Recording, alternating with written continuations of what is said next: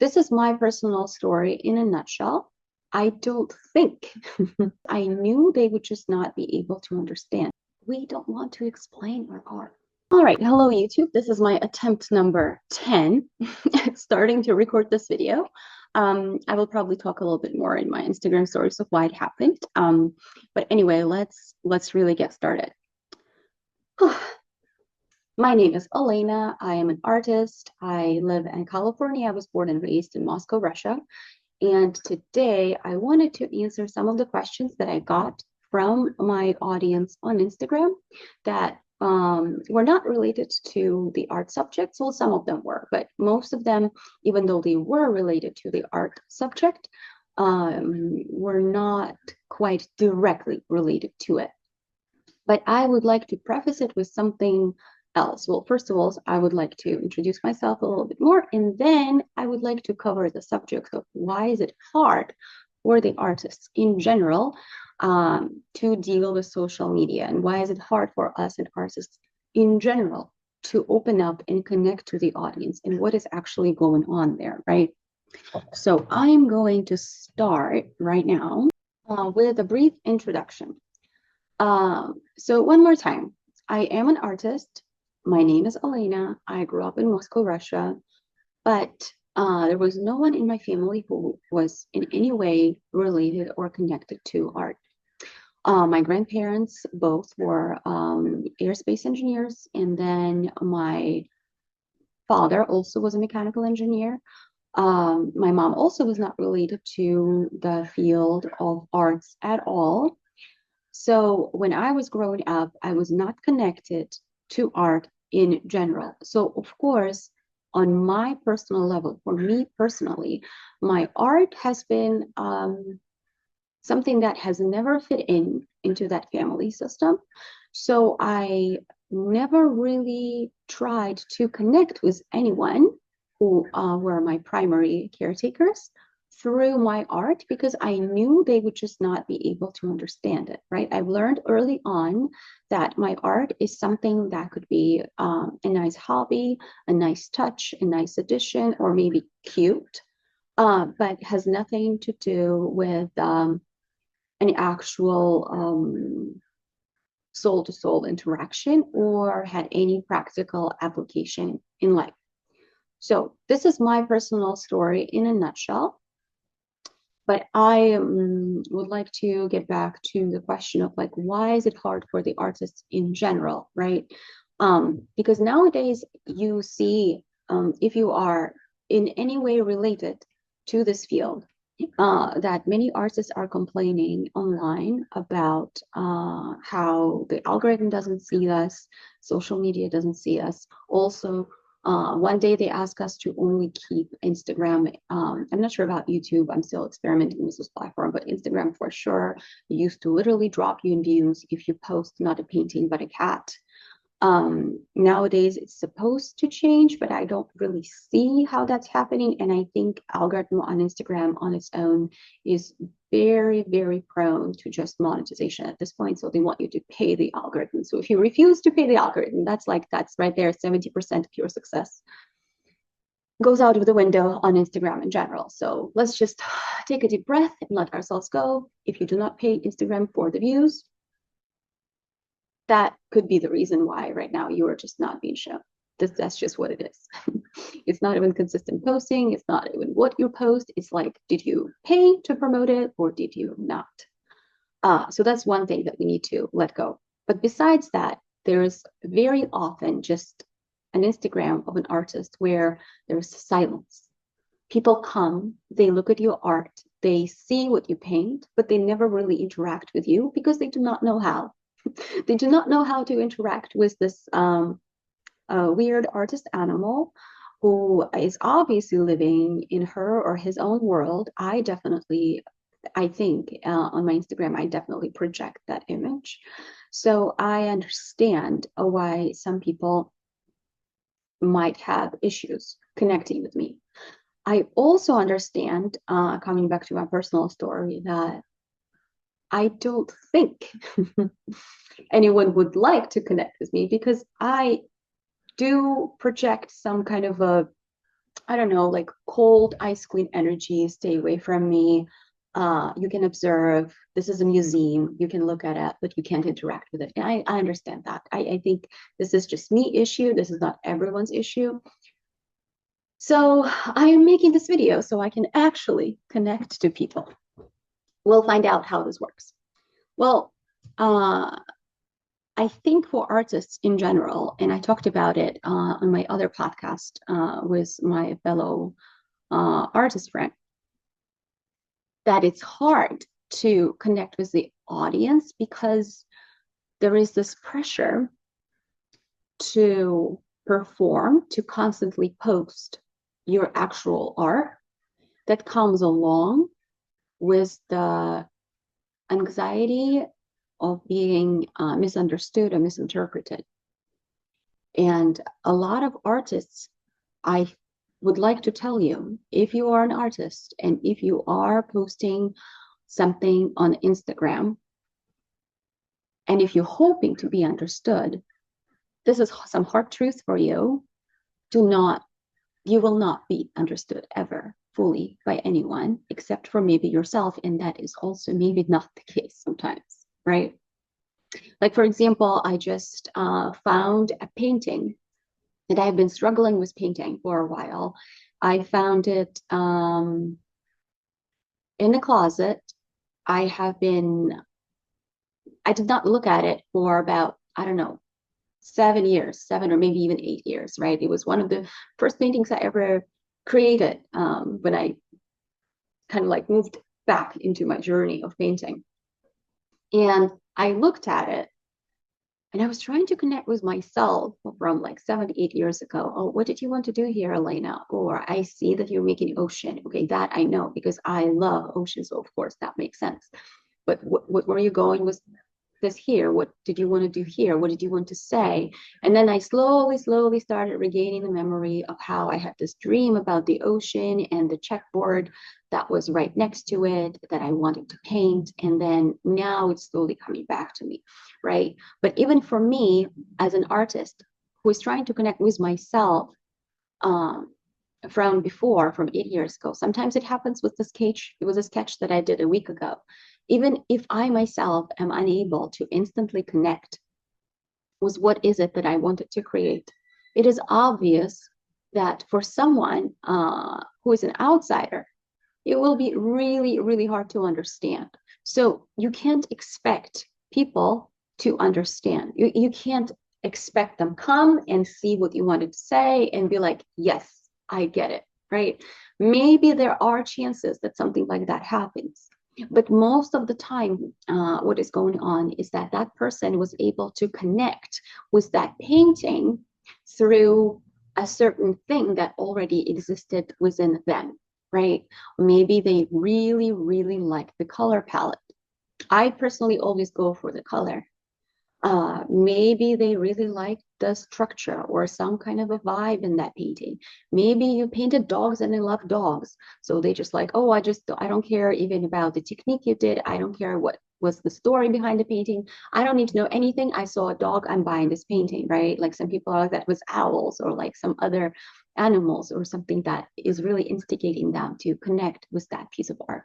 So please do not worry. That's if someone doesn't see what is it that you wanted them to see, it is completely normal. Let's just drop that expectation. If people are appreciating your painting, appreciating your art, even looking at it and processing it and analyzing it, I'm telling you, nowadays, it's already a meta skill. It is something that people actually, when they took the time to stand in front of a piece of art, not read the description, but actually connect with it directly, that is a meta skill that is just very rare and most people just do not have.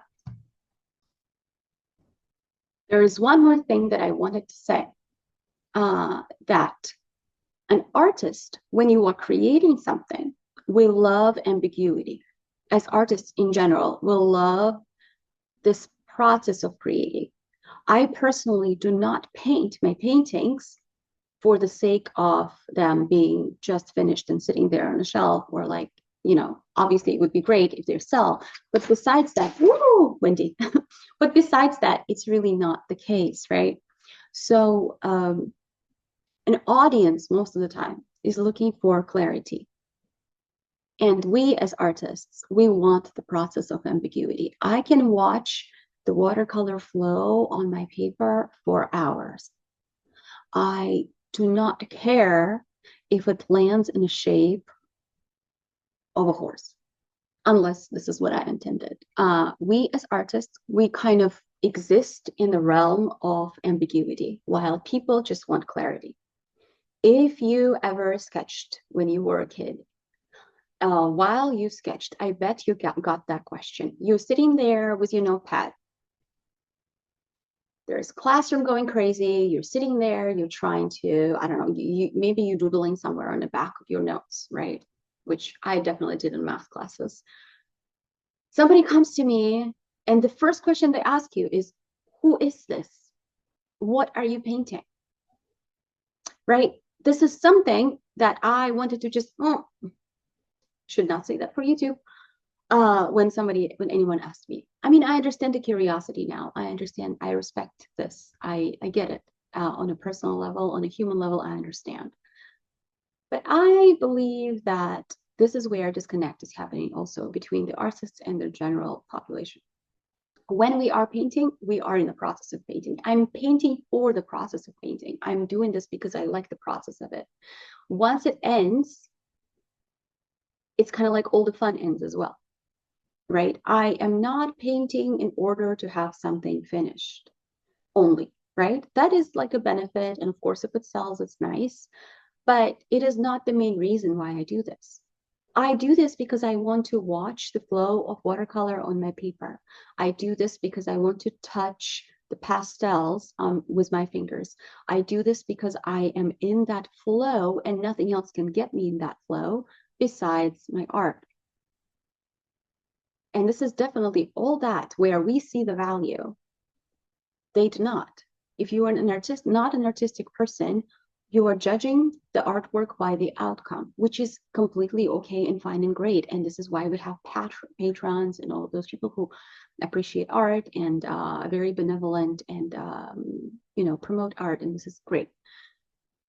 But the thing is, when we are trying to connect with the audience, and when sometimes we show the process, people want to see the process, but they don't respond to the process unless you show them the beginning and the end, unless you explain it to them, unless you make it palatable, unless you make it easy to understand. And this is why I think it's really hard for artists to connect with the audience in general, because we don't want to explain our art. I don't want to explain what I painted. I do not want to make it easy for you to understand. So if there was no such thing as money involved in this situation, involved in this communication, right? System, not communication, system, involved in the system, I think a lot of artists would not have Instagram at all. I mean, maybe you would have it as your art diary, right? But it would not be as important for you, because then if you don't have to sell it, if you don't have to explain yourself, I don't think as an artist you would have that reason to explain yourself, right? Okay, so now let me move on to answering the questions. The first question I got was, I would like to know what you are interested in besides your art. And this is a very valid question. So besides my art, really, I am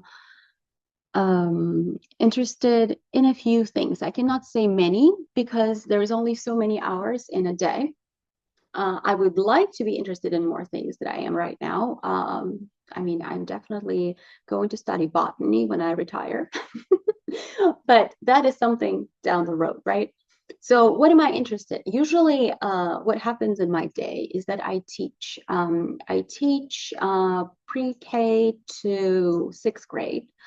I teach literacy and math, Common Core program, all of those things that come with that.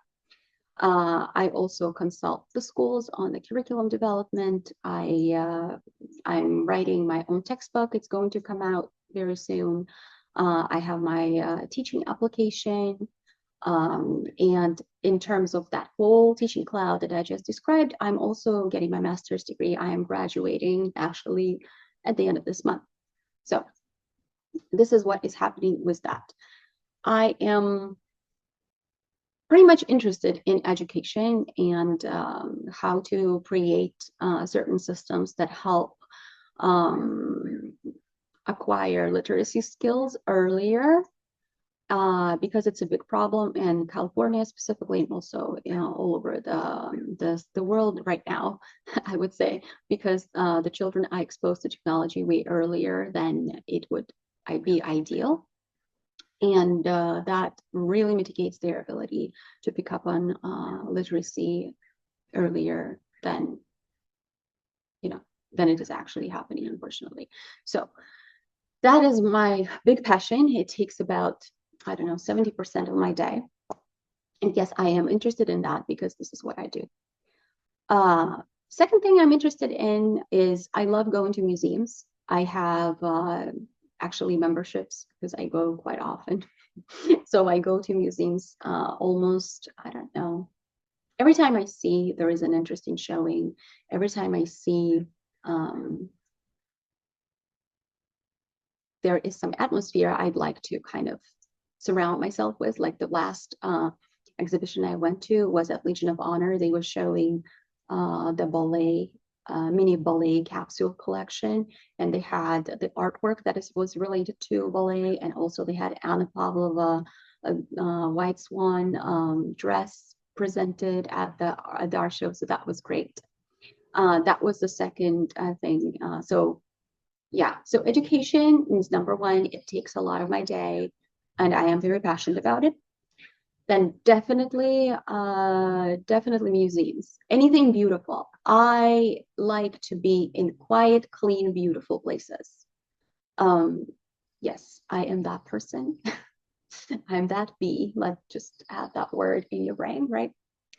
I understand that when I describe all that, I sound like a very boring person, which I am in a sense that I don't really care for parties.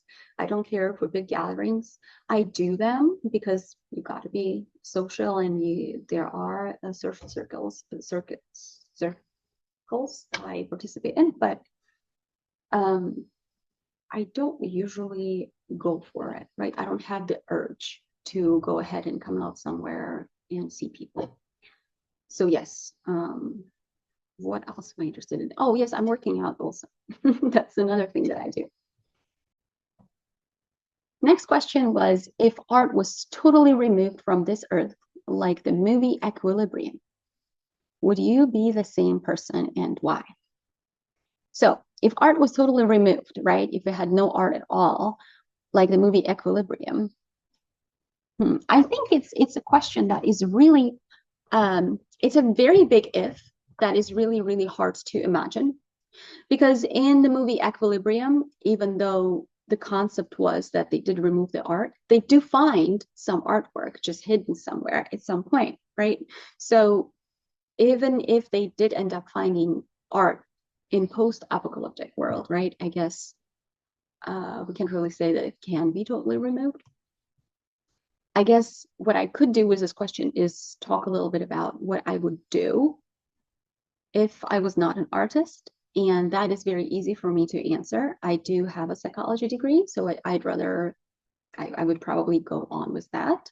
And I do have an education degree, which is I am already doing, right? So then I don't know, I think I would end up creating some sort of clean, quiet, beautiful atmosphere around me anyway. So there is an art of living, and that we can never take away from us.